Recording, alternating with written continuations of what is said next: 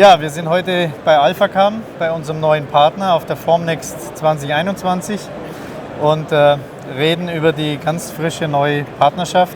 Ja, ich denke mal, es ist sehr wichtig. Also wenn wir Produktion wollen, dann müssen wir auch wie Produktion denken und da ist hinterher das Teil entscheidend. Und dem Kunden ist es im Endeffekt erstmal egal, wie es hergestellt wurde, wenn es seinen Spezifikationen technisch wie auch preislich entspricht. Und ich denke mal, da liegt der Reiz. Aber deswegen können wir jetzt nicht nur mit der nackten Maschine kommen, sondern wir müssen im Prinzip die komplette Prozesskette für den Kunden abbilden, damit er seinen Teil, so wie er es haben möchte, auch bekommt.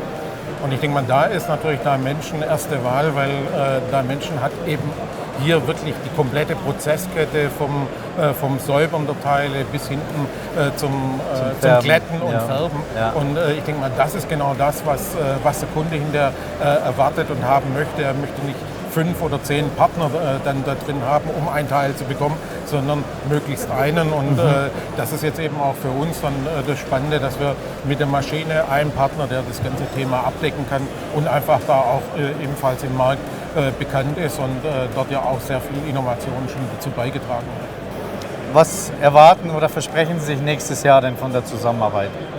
Ja, dass wir jetzt tatsächlich lernen, auf der einen Seite miteinander zu arbeiten, aber dass wir eben jetzt auch stark in das Thema oder schnell in dieses Thema hineinwachsen, sodass wir dann auch auf gleichem Niveau mit dem Kunden dann sprechen können, dass wir da auch ein Stück weit das erreichen, um unsere Kunden optimal beraten zu können.